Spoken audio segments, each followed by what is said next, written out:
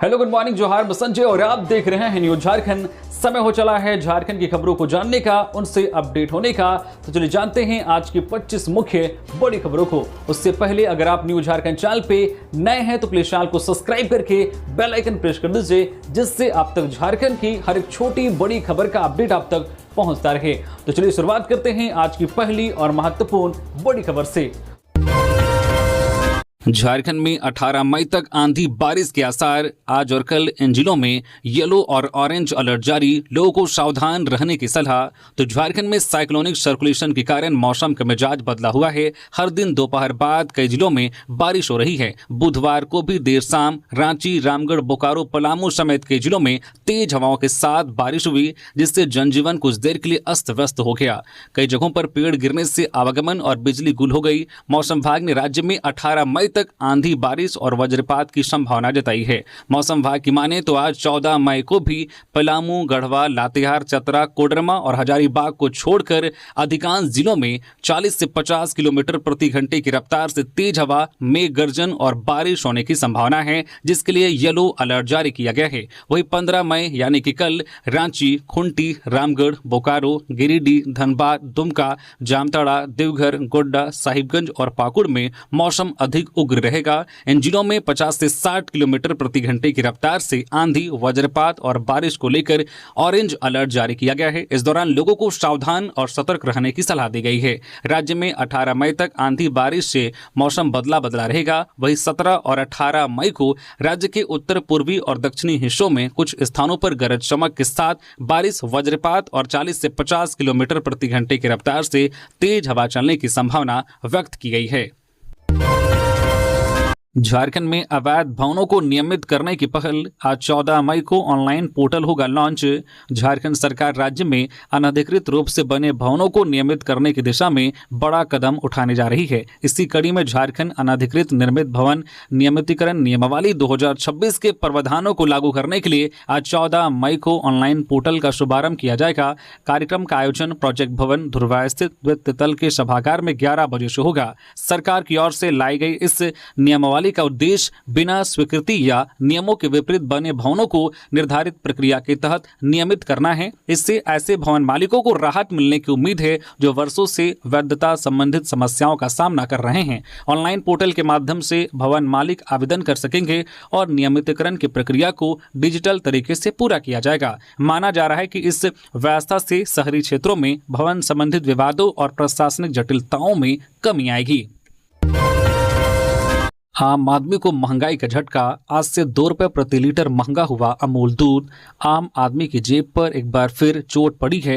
Amul milk brand ने दूध के दामों में इजाफा कर दिया है, यानी कि देश भर में अमूल दूध उपभोक्ताओं को अब ज्यादा कीमत चुकानी होगी।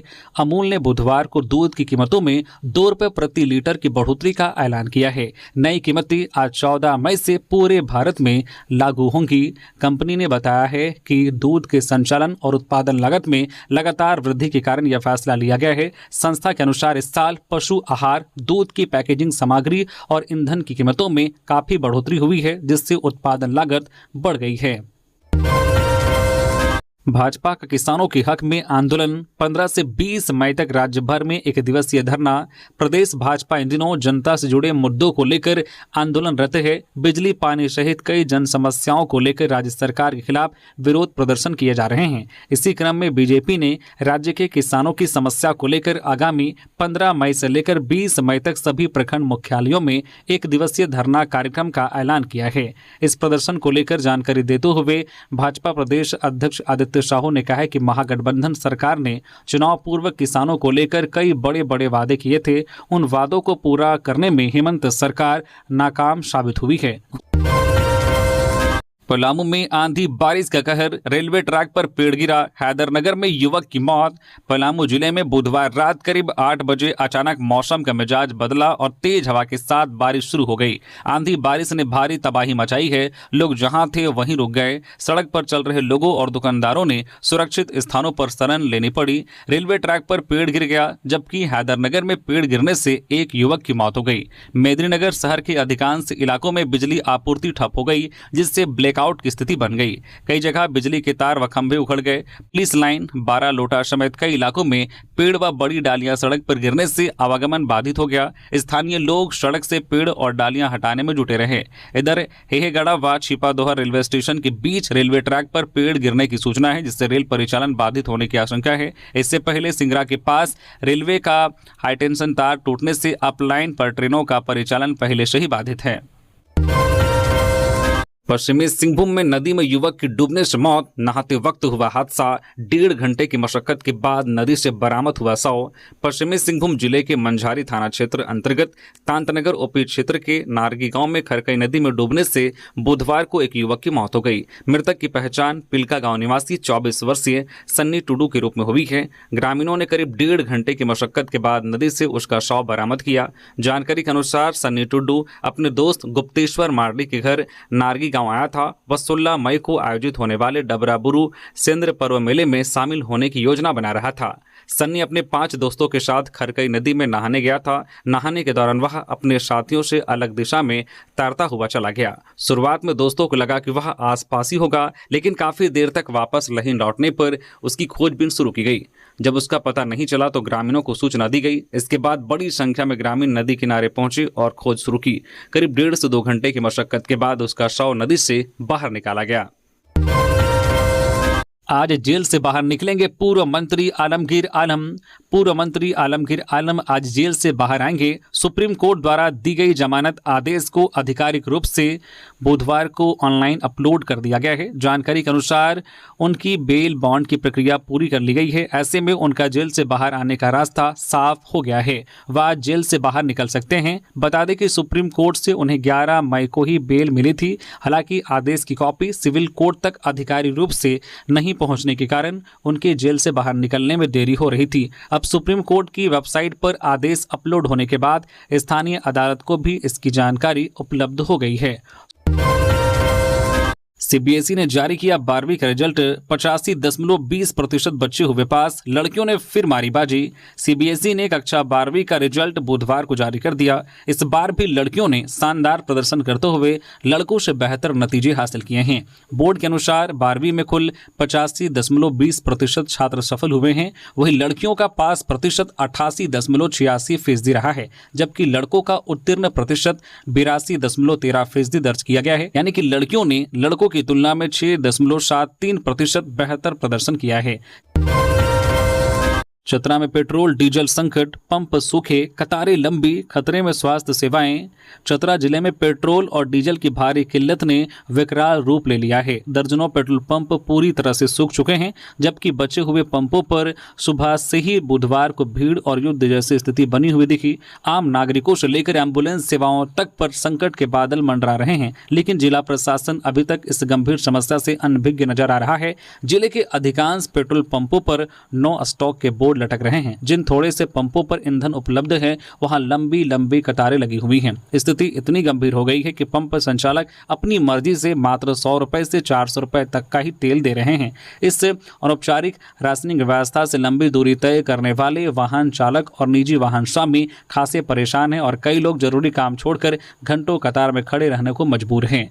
संकट का सबसे गंभीर पहलू स्वास्थ्य सेवाओं से जुड़ा है। जिले के एम्बुलेंस संचालकों ने चेतावनी दी है कि यदि जल्द ही आपूर्ति सामान्य नहीं हुई तो गंभीर मरीजों को रेफर करना असंभव हो जाएगा। चालकों का कहना है कि पंपों पर उन्हें प्राथमिकता नहीं दी जा रही है और सीमित ईंधन में मरीजों को ले जाना जोखिम भरा हो सकता है। ऐसी स्थिति कभी भी बड़ी अनहोनी को न्योता दे सकती है। बोकारो के कसमार की बेटी बनी हिंदुस्तान टॉपर। सीबीएसई बोर्ड में 99.8% अंक लाकर चौंकाया। बोकारो जिले के कसमार प्रखंड के मेधावी छात्रा भव्या रंजन ने सीबीएसई 12वीं कला की परीक्षा में अपनी अभूतपूर्व सफलता से पूरे राज्य का ध्यान अपनी ओर आकर्षित किया है। उन्होंने इस परीक्षा में कुल 500 अंकों में से 499 अंक प्राप्त कर इंडिया टॉपर बनी हैं। उनकी इस ऐतिहासिक उपलब्धि ने न केवल उनके परिवार बल्कि पूरे कसमार प्रखंड और बोकारो जिले जिले को गौरवान्वित किया है। कसमार प्रखंड के पहाड़ी निवासी लक्ष्मीकांत महतो की पुत्री और गोमिया के पूर्व विधायक डॉक्टर लंबोदर महतो की भतीजी भव्या रंजन की इस सफलता ने यह साबित कर दिया है कि यदि संकल्प दृढ़ हो और मेहनत ईमानदारी से की जाए तो कोई भी लक्ष्य हासिल करना असंभव नहीं है। भव्या की इस उपलब्धि को पूरे क्षेत्र के लिए गर्व का विषय माना जा रहा है। परीक्षा परिणाम घोषित होने के बाद से ही उनके पैतृक आवास पर बधाई देने वालों का तांता लगा हुआ है। झारखंड सरकार के सहयोग बिना विस्थापन समस्या का हल संभव नहीं। कोयला राज्य मंत्री सतीश चंद्र दुबे अपने 2 दिवसीय दौरे पर बुधवार को धनबाद पहुंचे। उन्होंने कहा कि झरिया व आसपास के भूधसान व गैस रिसाव प्रभावित क्षेत्रों की विस्थापन समस्या का समाधान झारखंड सरकार के सहयोग के बिना संभव नहीं है। बेलगड़िया में मीडिया से बातचीत में उन्होंने कहा कि केंद्र सरकार लगातार पुनर्वास व सुरक्षा के लिए काम कर रही है। राज्य सरकार की सक्रिय भागीदारी भी उतनी ही जरूरी है। मंत्री ने कहा कि झरिया क्षेत्र के कई ऐसे इलाके हैं जहां भूमिगत आग, गैस रिसाव और भूधसान जैसी गंभीर समस्या बनी हुई है। ऐसे क्षेत्रों में रहना लोगों की जिंदगी के लिए खतरा बनता जा रहा है। जब भी किसी प्रकार की दुर्घटना होती है तो इसका जिम्मेदार केंद्र सरकार व बीएसएसएल को ठहराया जाता है, जबकि विस्थापन व पुनर्वास की प्रक्रिया में राज्य सरकार की भी महत्वपूर्ण भूमिका है। उन्होंने केंदवाड़ी समेत अन्य प्रभावित क्षेत्रों में रह रहे लोगों से अपील की है कि सुरक्षित स्थानों पर शिफ्ट हो जाएं। उन्होंने कहा कि बेलगड़िया टाउनशिप में जो है झरिया मास्टर प्लान 2.0 के तहत बुनियादी सुविधाओं का तेजी से विस्तार किया जा रहा है। पुनर्वासित परिवारों को आवास के साथ रोजगार, स्वरोजगार व कौशल विकास प्रशिक्षण की सुविधा उपलब्ध कराई जा रही है ताकि विस्थापित परिवार सम्मानजनक जीवन जी सके। 20 मई को देश भर में बंद रहेंगे मेडिकल स्टोर। ई फार्मेसी के खिलाफ केमिस्टों की हड़ताल। ऑनलाइन दवा बिक्री और नई दवा नीति के विरोध में झारखंड, बिहार समेत देश भर के केमिस्ट संगठनों ने 20 मई को एक दिवसीय हड़ताल का ऐलान किया है। हड़ताल के दौरान थोक और खुदरा दोनों प्रकार की मेडिकल दुकानें बंद रहेंगी। केमिस्ट संगठनों का कहना है कि ई फार्मेसी के लिए अब तक सख्त नियम नहीं बनाए गए हैं, जिससे नकली और अवैध दवाओं की बिक्री का खतरा बढ़ रहा है। साथ ही नई नीतियों से छोटे दवा दुकानदारों का कारोबार प्रभावित हो रहा है। केमिस्ट एंड ड्रगिस्ट एसोसिएशन की ओर से कहा गया है कि 16 से 19 मई तक दवा दुकानदार काला बिल्ला लगाकर विरोध जताएंगे। बोकारो में मिनी गन फैक्ट्री का खुलासा। बिहार झारखंड के 4 हथियार तस्कर गिरफ्तार, मुख्य संचालक हुआ फरार। बोकारो पुलिस और एसटीएफ पटना की संयुक्त कार्रवाई में बेरमो थाना क्षेत्र के सुभाष नगर में एक अवैध मिनी गन फैक्ट्री का भांडाफोड़ किया गया है। पुलिस ने छापेमारी कर मौके से 4 अपराधियों को गिरफ्तार किया, जबकि मुख्य संचालक राजकुमार सिंह उर्फ बंटी फरार हो गया। गिरफ्तार आरोपियों में देवघर और बिहार के मुंगेर जिले के हथियार बनाने वाले अपराधी शामिल हैं। अनुमंडल पुलिस पदाधिकारी बेरमो सिंह ने बताया है कि सुभाष नगर स्थित सीसल क्वार्टर में अवैध हथियार बनाने की गुप्त सूचना मिली थी। एसपी के निर्देश पर गठित छापेमारी टीम ने त्वरित कार्रवाई करते हुए फैक्ट्री का खुलासा किया। मौके से उस्मान अंसारी उर्फ अरमान, मोहम्मद रिजवान, मोहम्मद इम्तियाज और संजय कुमार साव को गिरफ्तार किया गया। पूछताछ में आरोपियों ने स्वीकार किया है कि वे लंबे समय से अवैध हथियार निर्माण और तस्करी में शामिल थे तथा कई राज्यों में जेल जा चुके हैं। छापेमारी के दौरान पुलिस ने 7 जिंदा गोली, 6 अर्धनिर्मित पिस्टल बॉडी, 20 अर्धनिर्मित बैरल, कई स्लाइडर और हथियार बनाने के उपकरण बरामद किए गए। मोबाइल में एपीके फाइल भेजकर खाते से पैसे उड़ा लेते थे साइबर अपराधी। गिरिडीह से 6 गिरफ्तार। गिरिडीह जिले में साइबर अपराधियों के खिलाफ लगातार कार्रवाई जारी है। इसी कड़ी में साइबर थाना की पुलिस ने बेंगाबाद इलाके में छापेमारी कर 6 साइबर अपराधियों को गिरफ्तार किया है। इस बात की जानकारी एसपी डॉक्टर बिमल कुमार ने बुधवार को प्रेस वार्ता में दी। एसपी ने बताया कि गुप्त सूचना के आधार पर साइबर डीएसपी आबिद खां के नेतृत्व में बेंगाबाद थाना क्षेत्र के बशनबारी कोलहरिया जंगल में छापेमारी की गई। इस दौरान मौके से 6 साइबर अपराधियों को गिरफ्तार किया गया। एसपी डॉक्टर बिमल कुमार ने बताया कि गिरफ्तार अपराधी फर्जी एपीके फाइल लिंक मोबाइल में भेजते थे। जैसे ही सामने वाला लिंक पर क्लिक करता था, साइबर अपराधी मोबाइल हैक कर बैंक खातों से पैसे उड़ा लेते थे। पुलिस ने इन सभी अपराधियों के पास से 11 मोबाइल, 13 सिम कार्ड और 5 बाइक बरामद किए गए हैं। रांची में आंधी तूफान से त्राहिमाम, सड़कों पर पेड़ गिरे, कई क्षेत्रों में बिजली गुल। राजधानी रांची में बुधवार रात करीब 10 बजे आई आंधी तूफान बारिश ने पूरे शहर को अस्त व्यस्त कर दिया है। आंधी इतनी तेज आई कि कई जगह पेड़ और टहनियां सड़कों पर गिर गई। साथ ही बिजली के तारों के टूटने की सूचना है, जिसके चलते विभिन्न इलाकों में बिजली गुल हो गई। सड़कों पर पेड़ गिरने के कारण आवागमन बाधित हो गया। नगर निगम की टीम पेड़ को सड़कों से हटाने में जुटी रही। मौसम विभाग ने अपने पूर्वानुमान में पहले ही बताया था कि 13 और 14 मई को झारखंड के कई जिलों में तेज आंधी बारिश की संभावना है। नशे में गाड़ी चलाना पड़ा भारी, सड़क दुर्घटना में छात्र की मौत, 2 गंभीर। गुमला जिले के बसिया थाना क्षेत्र में बुधवार तड़के हुए भीषण सड़क दुर्घटना में एक छात्र की मौत हो गई, जबकि उसके 2 मित्र गंभीर रूप से घायल हो गए। यह दुर्घटना रांची सिमडेगा मुख्य मार्ग पर केमता टोली चर्च के समीप हुई। बताया जा रहा है कि कार चालक शराब के नशे में था और तेज रफ्तार के कारण वाहन से नियंत्रण खो बैठा। हादसा इतना भयावह था कि कार कई बार पलटने के बाद सड़क किनारे एक पेड़ से जा टकराई। टक्कर की तेज आवाज सुनकर आसपास के ग्रामीण घबराकर घरों से बाहर निकल आए। इस हादसे में रनिया के बलंकल निवासी 25 वर्षीय मनीष नाग की मौके पर मौत हो गई। बताया जा रहा है कि मनीष खुंटी स्थित बिरसा कॉलेज का छात्र था। परिजनों के अनुसार मनीष एक शादी समारोह में शामिल होने गरई गांव गया हुआ था। कार्यक्रम समाप्त होने के बाद वह अपने दोस्तों के साथ कार से लौट रहा था, तभी यह हादसा हुआ। मनीष की अचानक मौत की खबर मिलते ही परिवार में कोहराम मच गया। परिजनों का रो रो कर बुरा हाल है। नीट यूजी व यूजीसी नेट पेपर लीक को लेकर रांची में छात्रों का उग्र प्रदर्शन।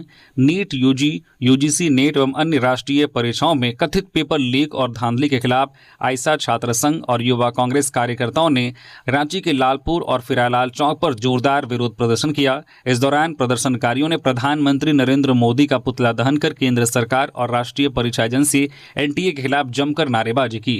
प्रदर्शन में शामिल छात्रों ने कहा है कि नीट जैसी महत्वपूर्ण परीक्षा की तैयारी में छात्र कई वर्षों तक कठिन मेहनत करते हैं। कई परीक्षार्थी प्रतिदिन 10 से 12 घंटे पढ़ाई कर अपने और अपने परिवार के सपनों को पूरा करने का प्रयास करते हैं, लेकिन बार बार हो रहे पेपर लीक और अव्यवस्था के कारण मेधावी छात्र अपनी योग्य सीटों से वंचित रह जा रहे हैं। छात्रों ने आरोप लगाया है कि मौजूदा व्यवस्था में पैसे और पहुंच रखने वाले लोग लाखों रुपए देकर मेडिकल सीटें हासिल कर लेते हैं, जबकि मेहनती और गरीब तबके के छात्र लगातार नुकसान झेल रहे हैं। प्रदर्शनकारियों ने कहा है कि यह सिर्फ परीक्षा में गड़बड़ी का मामला नहीं, बल्कि लाखों युवाओं के भविष्य से खिलवाड़ है। ईंधन बचत पर राज्यपाल का निर्णय, काफिले में अब सिर्फ 4 गाड़ियां। राज्यपाल संतोष गंगवार ने प्रधानमंत्री के आह्वान पर ईंधन संरक्षण और संसाधनों के विवेकपूर्ण उपयोग को लेकर बड़ा निर्णय लिया है। उन्होंने सोशल मीडिया प्लेटफॉर्म एक्स पर जानकारी देते हुए बताया कि लोक भवन झारखंड में उनके कारकेड में वाहनों की संख्या घटाकर मात्र 4 कर दी गई है। यह निर्णय प्रधानमंत्री नरेंद्र मोदी के ईंधन संरक्षण अभियान से प्रेरित बताया गया है। राज्यपाल ने कहा है कि इस कदम का उद्देश्य ऊर्जा बचत और संसाधनों के बेहतर उपयोग को बढ़ावा देना है। उन्होंने सभी जनप्रतिनिधियों और पदाधिकारियों से भी अपील की है कि वे अनावश्यक वाहनों के उपयोग से बचें और इस जन जागरूकता अभियान में सहभागी बने। रांची नगर निगम के मजदूरों का प्रदर्शन आज 14 मई को। झारखंड नगर निगम मजदूर यूनियन की ओर से विभिन्न मांगों को लेकर नगर निगम के मजदूर आज 14 मई को श्रम भवन के समक्ष प्रदर्शन करेंगे। यह जानकारी यूनियन के अध्यक्ष भवन सिंह ने बुधवार को जारी एक प्रेस विज्ञप्ति के माध्यम से दी। उन्होंने बताया कि सभी प्रदर्शनकारी मजदूर दोपहर में मेकन गेट के समीप एकत्रित होंगे, वहां से श्रम भवन के लिए प्रस्थान करेंगे। प्रदर्शन में बड़ी संख्या में नगर निगम के दैनिक मजदूर और ठेका कर्मियों के शामिल होने की संभावना है। यूनियन की प्रमुख मांगों में झारखंड उच्च न्यायालय के निर्णय पर मजदूरों का स्थायीकरण, बोनस, छुट्टी, मातृत्व अवकाश, धुलाई भत्ता, डीए एरियर का भुगतान और काम से हटाए गए मजदूरों की पुनर्बहाली शामिल है। इसके अलावा न्यूनतम वेतन 18,000 रुपये प्रति माह करने, चालकों को 24,000 और हेवी ड्यूटी चालकों को 26,000 रुपये वेतन देने की मांग भी उठाई जाएगी। दुमका में नाबालिग से दुष्कर्म के आरोप में 3 गिरफ्तार, पुलिस ने मेडिकल जांच के लिए पीड़िता को भेजा अस्पताल। दुमका जिले के जरमुंडी थाना क्षेत्र में गाय चराने गई एक नाबालिग के साथ 3 युवकों द्वारा सामूहिक दुष्कर्म करने का मामला प्रकाश में आया है।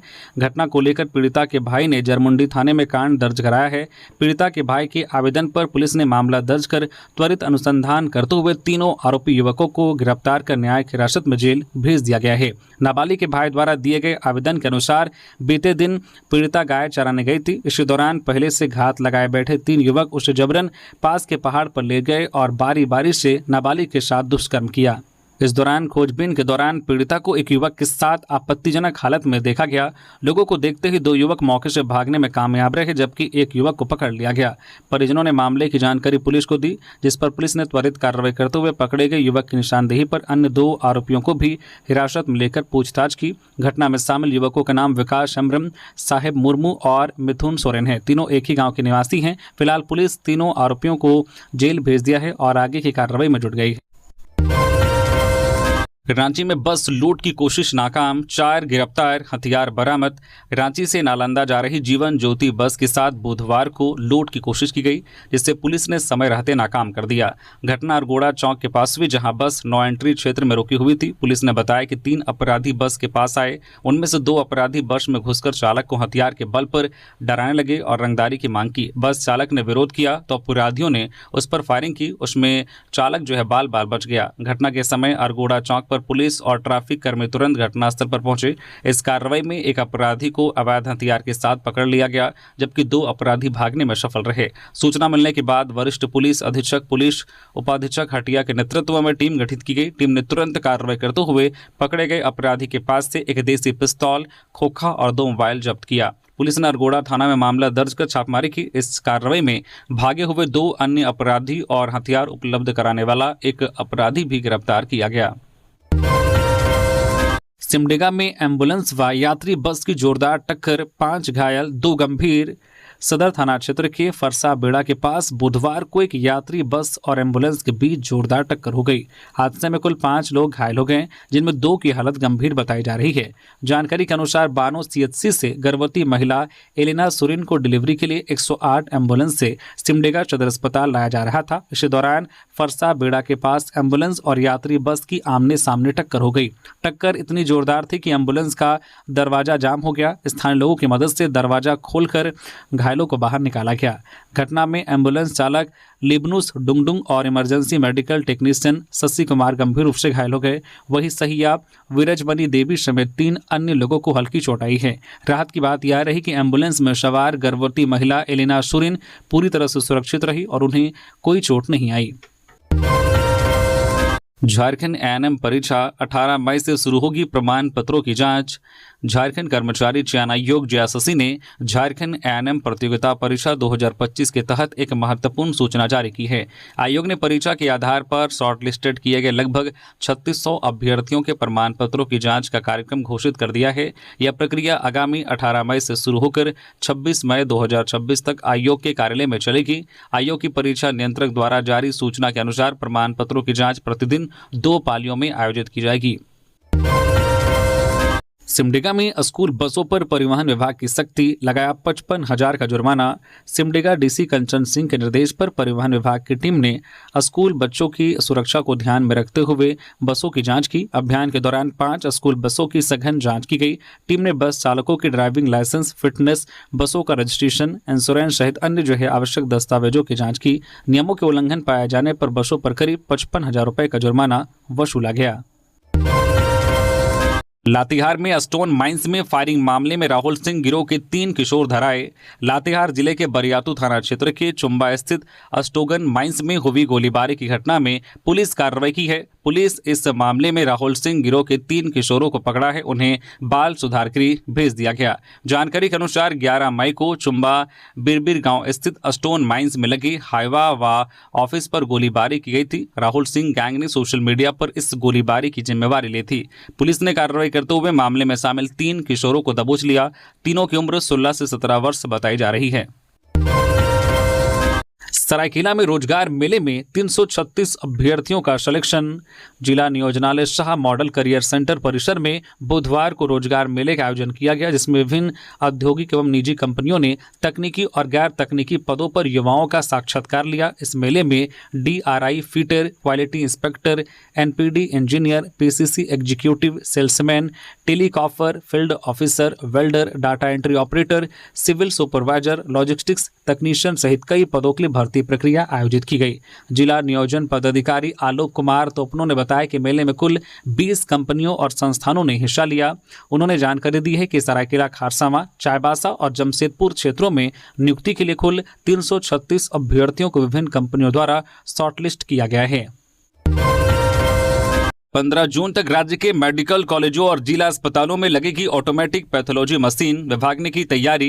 राज्य के स्वास्थ्य विभाग के अपर मुख्य सचिव अजय कुमार सिंह के कार्यालय में बुधवार को एक बैठक हुई। इस बैठक में पैथोलॉजी की मशीन बनाने वाली मेरिल कंपनी के द्वारा प्रेजेंटेशन दिया गया। इस बैठक में अपर मुख्य सचिव के साथ अवर सचिव धीरंजन शर्मा, मेरिल कंपनी के पदाधिकारी और CDAC के प्रतिनिधि उपस्थित रहे। प्रेजेंटेशन के दौरान मेरिल कंपनी के प्रतिनिधियों ने राज्य के अस्पतालों में लगे जांच मशीनों के बारे में बताया। प्रतिनिधियों ने बताया कि पूर्व से लगे सेमी ऑटोमेटिक पैथोलॉजिकल मशीनों को बदलकर नई फुल्ली ऑटोमेटिकल मशीन उपलब्ध कराई जाएगी। टीम ने कहा है कि इन मशीनों की विशेषता यह होगी कि एक साथ 50 सैंपलों की जांच की जा सकेगी। कंपनी की ओर से मशीनों पर 10 वर्षों तक मेंटेनेंस सुविधा भी उपलब्ध कराने की बात कही गई है। नई मशीनों के माध्यम से यूरिन और ब्लड से संबंधित लगभग सभी पैथोलॉजिकल जांच की जा सकेगी।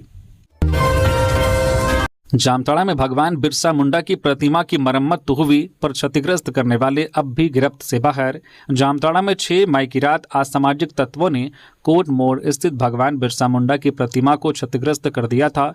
बताया जाता है कि देर रात अज्ञात लोगों ने प्रतिमा के तीर धनुष सहित अन्य हिस्सों को नुकसान पहुंचाया गया और मौके से फरार हो गए थे। इस घटना के बाद पूरे क्षेत्र में आक्रोश और तनाव की स्थिति बन गई थी। घटना के एक सप्ताह बाद बुधवार शाम लगभग 6 बजे जिला प्रशासन के आदेश पर प्रतिमा की मरम्मत कराई गई। एक कारीगर की मदद से टूटे हुए तीर धनुष को फिर से तैयार किया गया तथा पूरी प्रतिमा की रंगाई पुताई का कार्य शुरू किया गया, जिससे उसका स्वरूप पहले जैसा किया जा सके। हालांकि प्रतिमा की मरम्मत कर दी गई है, लेकिन अब तक इस मामले में किसी भी आरोपी की गिरफ्तारी नहीं हो सकी है। साथ ही प्रशासन की ओर से यह भी स्पष्ट नहीं किया गया है कि इस घटना के पीछे कौन लोग शामिल थे और इसका कारण क्या था। प्रधानमंत्री की अपील का दिखा असर, सोना चांदी बाजार में घटे ग्राहक। प्रधानमंत्री नरेंद्र मोदी द्वारा देशवासियों से सोना चांदी की खरीदारी कम करने, विदेश यात्राओं में कटौती करने और ईंधन की खपत घटाने की अपील के बाद इसका असर अब बाजारों में भी देखने को मिल रहा है। खासकर सोना चांदी कारोबार से जुड़े व्यवसायियों के बीच इस बयान को लेकर चर्चा तेज होती जा रही है। राजधानी रांची के अपर बाजार के सोना चांदी व्यवसायियों का कहना है कि प्रधानमंत्री की अपील का असर ग्राहकों की सोच पर पड़ रहा है। कई लोग फिलहाल खरीदारी टाल रहे हैं और जरूरत के हिसाब से ही सोना चांदी खरीद रहे हैं। व्यवसायी अमित सोनी ने कहा है कि प्रधानमंत्री ने जो अपील की है लोगों से गंभीरता से ले रहे हैं। बाजार में पहले की तरह ग्राहकों की संख्या थोड़ी कम हुई है। नहीं मिल रहा आउटसोर्स कर्मियों को वेतन, मुख्य सचिव के आदेश के बाद उम्मीद बढ़ी। अप्रैल से राज्य में कार्यरत हजारों आउटसोर्स कर्मियों को वेतन का भुगतान नहीं हो पा रहा है। सचिवालयों, क्षेत्रीय कार्यालयों और अन्य सरकारी कार्यालयों में लगभग 3000 से अधिक कंप्यूटर ऑपरेटर आउटसोर्स पर कार्यरत हैं। इसके अलावा कई अन्य तरह के हजारों कर्मी आउटसोर्स पर कार्यरत हैं। इन आउटसोर्स कर्मियों के वेतन भुगतान नहीं होने के पीछे सेवा देने वाली एजेंसियों का कार्यकाल समाप्त होना है। पूर्व से चयनित एजेंसियों का कार्यकाल 31 मार्च 2026 को समाप्त हो चुका है। मालूम हो कि जैप आईटी द्वारा चयनित एजेंसियों के माध्यम से सरकार के विभिन्न विभागों और संस्थानों में आउटसोर्स पर हजारों कर्मी कार्यरत हैं। आधिकारिक सूत्रों के अनुसार इस तकनीकी समस्या के समाधान की दिशा में सरकार ने ठोस कदम उठाया है। जैप आईटी के प्रस्ताव पर वित्त विभाग की सहमति लेते हुए मुख्य सचिव ने अगले 2 महीने अथवा टेंडर की प्रक्रिया फाइनल होने तक कार्यरत एजेंसियों को सेवा विस्तार देने का आदेश दिया गया है। जैप आईटी के जानकारों के अनुसार नए सिरे से आउटसोर्स एजेंसियों के चयन के लिए टेंडर की प्रक्रिया अंतिम चरण में है। टेंडर फाइनल होने में विलंब होने की स्थिति में अब जल्द ही आउटसोर्स कर्मियों को वेतन का भुगतान होने लगेगा। कहीं ताला, कहीं नो स्टॉक तो कहीं कटौती। लातेहार में भी गहराया पेट्रोल का संकट। लातेहार जिला मुख्यालय में पहली बार पेट्रोल संकट से लोग जूझने लगे हैं।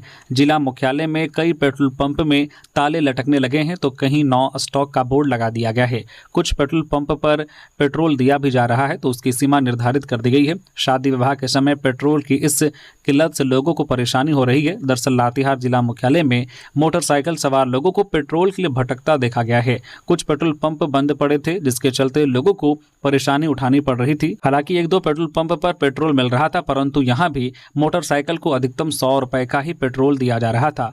पेट्रोल की किल्लत से लोग परेशान हो गए हैं।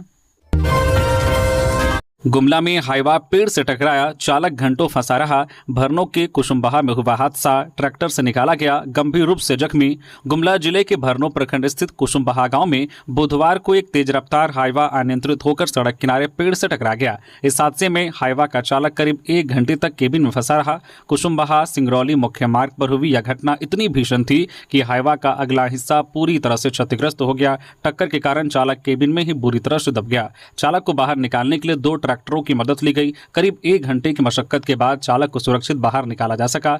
घायल चालक की पहचान सिंगरौली गांव निवासी 22 वर्षीय अजीत गोप के रूप में हुई है। ट्रांसपोर्ट कार्मिकों की हड़ताल दूसरे दिन भी रही जारी। गौशाला चौक पर हुआ सामूहिक भोजन। राजधानी रांची में ट्रांसपोर्ट कार्मिकों की हड़ताल जारी है। हड़ताल बुधवार को दूसरे दिन भी पूरी तरह से प्रभावी रही। झारखंड जनशक्ति मजदूर यूनियन के केंद्रीय अध्यक्ष ललित नारायण ओझा ने अपने कार्मिक साथियों के साथ रांची के गौशाला चौक में सामूहिक भोजन कर आंदोलन को मजबूती देने का संदेश दिया। इधर हड़ताल के कारण ट्रांसपोर्ट से जुड़े सभी कार्य पूरी तरह से ठप रहे।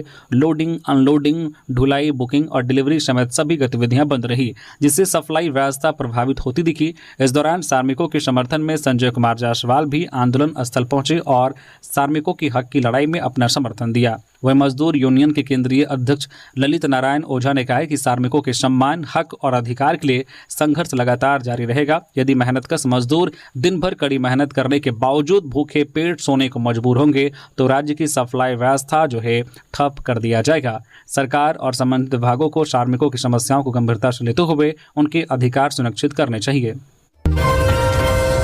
पलामू में हुई सड़क दुर्घटना में 2 युवकों की मौत। शादी समारोह से लौटने के दौरान हादसा। पलामू जिले के छतरपुर थाना क्षेत्र के मदनपुर इलाके में सड़क हादसे में 2 युवकों की मौत हो गई। दोनों युवक शादी समारोह में भाग लेकर वापस अपने घर लौट रहे थे। पुलिस ने मामले में कार्रवाई करते हुए दुर्घटना में शामिल बोलेरो एवं बाइक को जब्त कर लिया है। पुलिस ने बोलेरो ड्राइवर को हिरासत में लिया है और पूरे मामले में आगे की कार्रवाई कर रही है। हादसे में एक मृतक की पहचान पलामू के सदर थाना क्षेत्र के कौड़िया निवासी किशन कुमार, जबकि दूसरे की पहचान गढ़वा के डंडई के बलिया गांव के अनुज कुमार के रूप में हुई है। दोनों युवक छतरपुर थाना क्षेत्र के लठैया के इलाके में शादी समारोह में भाग लेने के लिए गए थे। दोनों युवक बाइक से वापस अपने घर लौट रहे थे, तभी मदनपुर में उनकी बाइक और सामने से आ रहे बोलेरो में टक्कर हो गई। इस दुर्घटना में दोनों गंभीर रूप से जख्मी हो गए थे।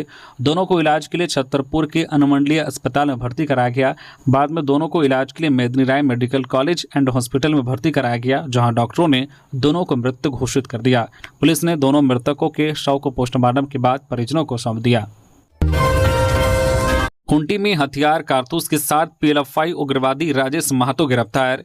खूंटी पुलिस ने पीएलएफआई संगठन से जुड़े एक उग्रवादी को गिरफ्तार कर जेल भेज दिया है। गिरफ्तार नक्सली की पहचान राजेश महतो उर्फ राजा महतो के रूप में हुई है, जो बेड़ो थाना क्षेत्र के गढ़गांव का रहने वाला है। जानकारी के अनुसार एसपी ऋषभ गर्ग को गुप्त सूचना मिली थी कि पीएलएफआई संगठन का एक सक्रिय सदस्य किसी बड़ी घटना को अंजाम देने की योजना बना रहा है। इसी सूचना के आधार पर तोरपा एसडीपीओ के नेतृत्व में एक विशेष छापामारी टीम का गठन किया गया। गठित टीम ने कर्रा थाना क्षेत्र के सोनमेर तिलमा मार्ग में वाहन जांच अभियान चलाया। इसी दौरान एक संदिग्ध व्यक्ति पुलिस को देखकर भागने लगा। जवानों ने पीछा कर उसे पकड़ लिया। तलाशी के दौरान उनके पास से एक देसी पिस्टल, 2 जिंदा कारतूस, पीएलएफआई का 2 पर्चा, 3 मोबाइल फोन और एक छोटा बैग बरामद किया गया है। जमशेदपुर में टैंकर की टक्कर से यात्रियों से भरी मैजिक वैन पलटी, 12 घायल। जमशेदपुर के पटमदा थाना क्षेत्र में बुधवार सुबह एक दर्दनाक सड़क हादसा हो गया। टाटा पटमदा मुख्य सड़क पर बामनी गांव के पास बडडी मोड़ में तेज रफ्तार तेल टैंकर ने यात्रियों से भरी मैजिक वैन को पीछे से टक्कर मार दी। टक्कर इतनी जोरदार थी कि वैन सड़क पर पलट गई। इस हादसे में करीब 10 से 12 लोग घायल हो गए, जिनमें कुछ की हालत गंभीर बताई जा रही है। जानकारी के अनुसार सुबह करीब 10 बजे मैजिक वैन यात्रियों को लेकर अपने गंतव्य की ओर जा रही थी। इसी दौरान पीछे से आ रहे एक अनियंत्रित तेल टैंकर ने वैन को जोरदार टक्कर मार दी। हादसे के बाद मौके पर चीख पुकार मच गई।